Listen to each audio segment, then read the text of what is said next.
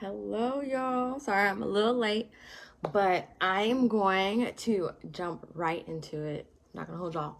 And if you have, seen any of my lives before, I like to just get straight to it, and make it as simple as possible for y'all to understand what I'm talking about. Okay, so a lot of the times, so first of all, this is a summer bodies are built in the winter mini series. So these are a few things that I'm gonna just give you guys information on so you guys can start building that summer body that you want to achieve during the next 6 months prior to summer starting, because a lot of the time people wait till like March, April, May, like they wait until spring to start working on their summer body goals, but a lot of the time it takes a good 6 to 12 months to hit your goals and not just 3 months. It's great to get started. Those first 3 months really are those habit building months. And then the next 3 months are the 3 months that you can really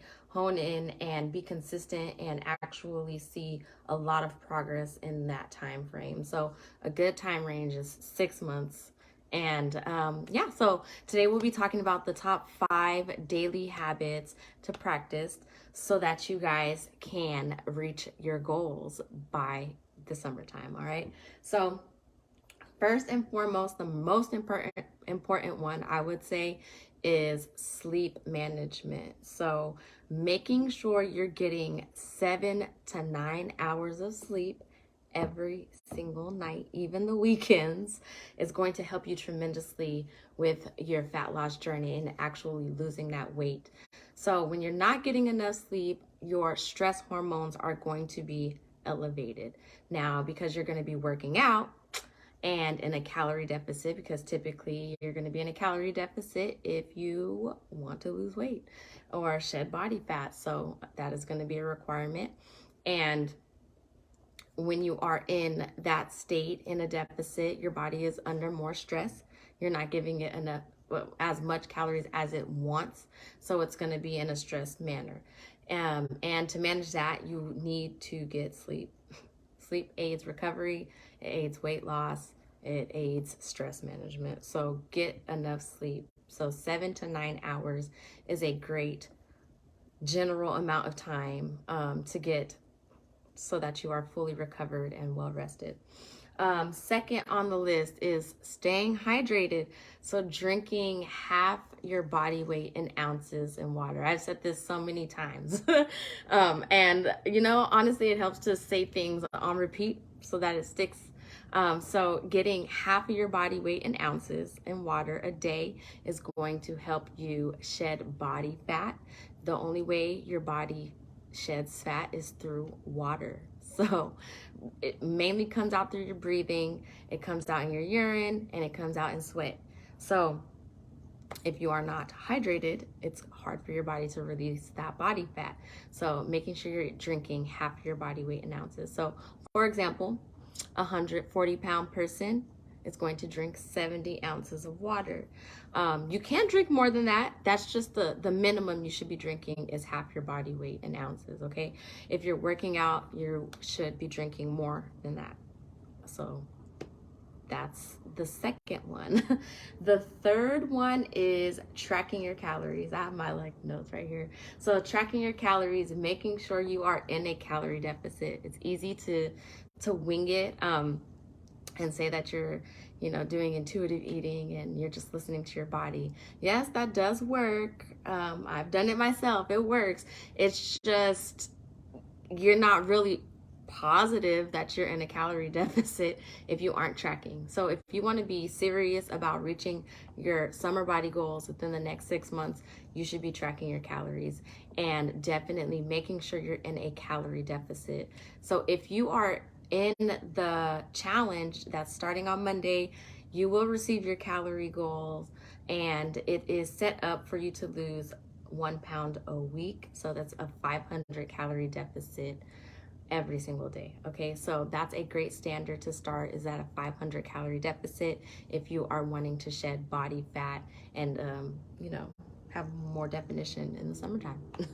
So that is the third one. Fourth is focusing on your protein macro.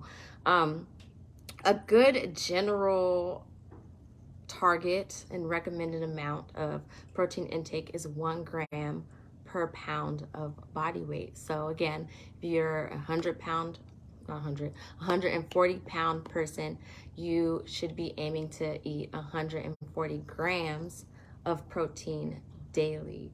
So if you look on the nutrition facts, you'll see the protein portion and it'll tell you how many grams per serving size. Now that's when you would track your calories, track how many portions you put, and through the app you can track your calories and your macros like that.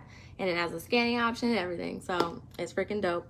So tracking your calories and your protein is a great starting point when it comes to tracking. You don't have to track all your macros, but it's great to focus on that protein intake and making sure you're in a deficit. So the protein is definitely beneficial for retaining that muscle mass that you currently have, as well as creating a higher calorie deficit because your body burns more calories through the process and the digestion of protein. So that's why they say to eat a high protein diet if your goal is to burn body fat and lose weight, because again, that's the one macro your body is burning way more calories consuming. So getting more of that is going to help you burn more calories, which will then help you get into a deficit way easier. And last but not least is to move daily. Get movement in every single day. A good 30 minutes a day is ideal. So I would say strength training wise, so breaking it down from strength training and cardio, I would say strength training, train 3 to 6 times a week. Lifting weights, even your body weight is considered strength training. And then for cardio, I recommend doing 30 minutes of cardio daily. It doesn't have to be a high intensity cardio. You could do that a couple times a week, like 2 to 4 times a week. But I honestly recommend just walking for 30 minutes a day. Getting your steps in is very beneficial for fat loss. I know people are like, don't do cardio, cut your cardio. Like if your goal is to shed body fat, you need to be doing cardio, but a combination of cardio and strength training.